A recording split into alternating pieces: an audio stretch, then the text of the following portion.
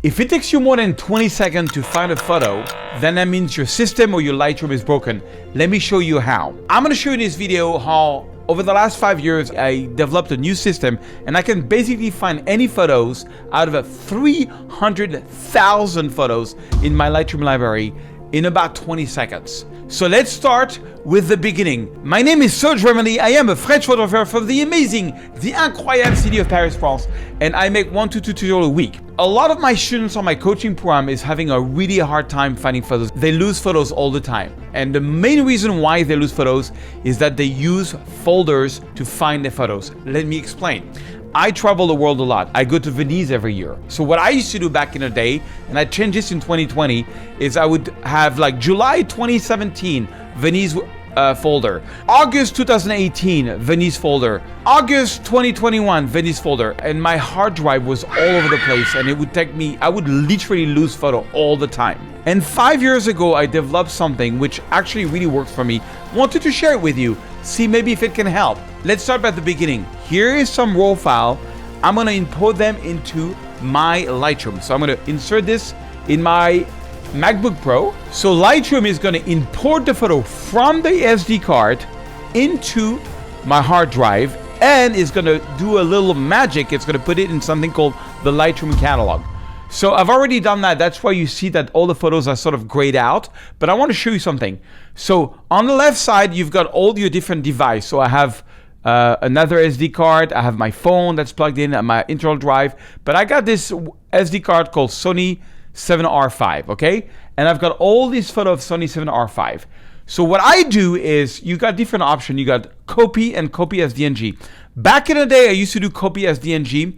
DNG means digital negative. And what that is a raw format that will be compatible in 100 years. That's kind of the idea or the idea of this format. Every brand has their own format. Like Sony, for example, here is ARW. Nikon is NEF. Canon is CR3.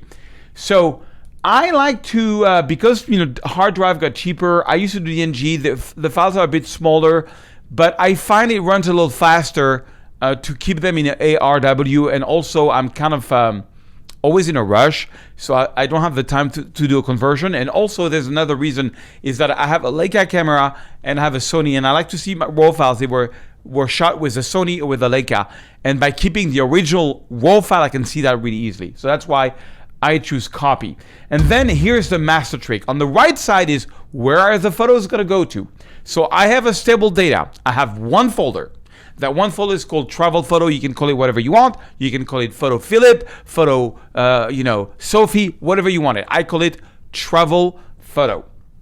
Now that folder, and this is an additional step, is in a Dropbox folder. So anything that's gonna go in that is gonna get backed up to Dropbox. I'm not here to promote Dropbox. You can use any kind of cloud backup, but if you have an opportunity, you should do that.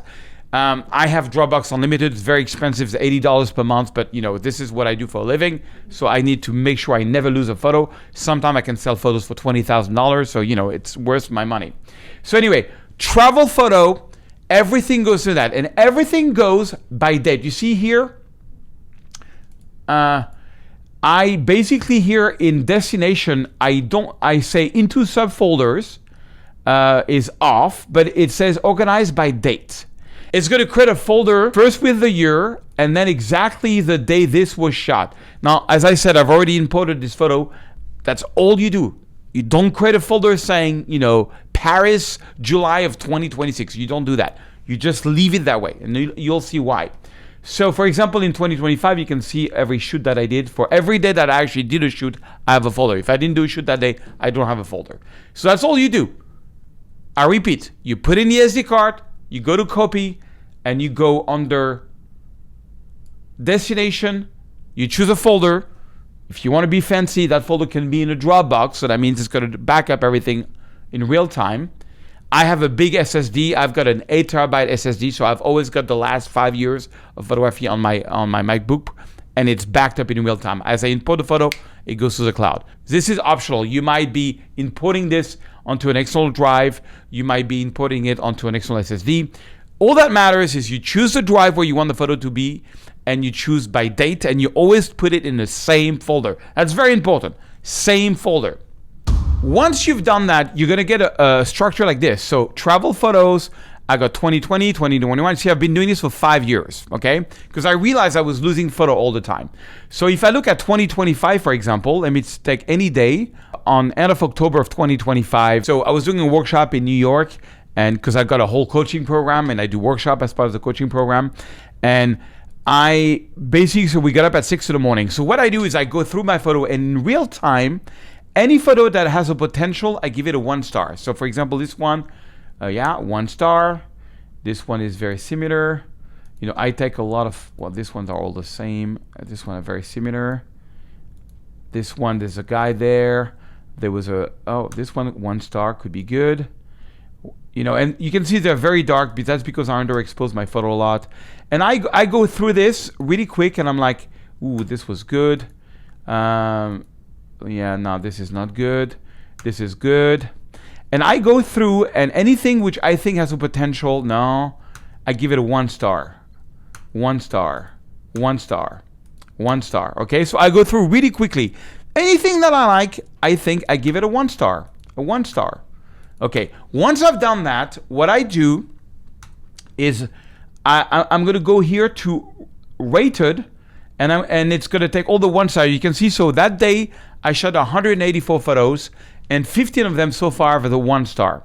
Now let's say I really want to refine and see the best of the best. So what I do is I play the Highlander game. I don't know if you've seen the movie Highlander, but Christopher Lambert, which I've met, an amazing man, always says this line, there can be only one. So what I do is I select 4 photos. I press the N key for survey mode. I know it makes total sense. N for survey, and then Shift Tab to go in full screen. Now I got 4 photos on screen. And I'm like, out of this 4 photo, only one can be a 2. I just force myself to find my best work.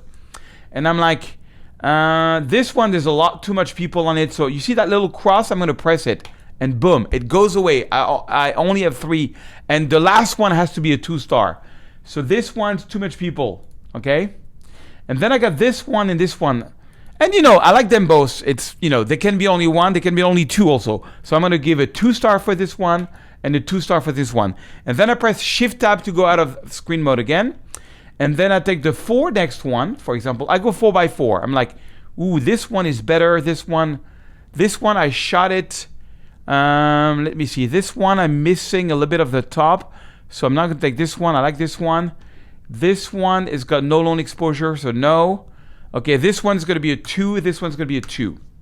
And I do that for all my photos. I go really fast.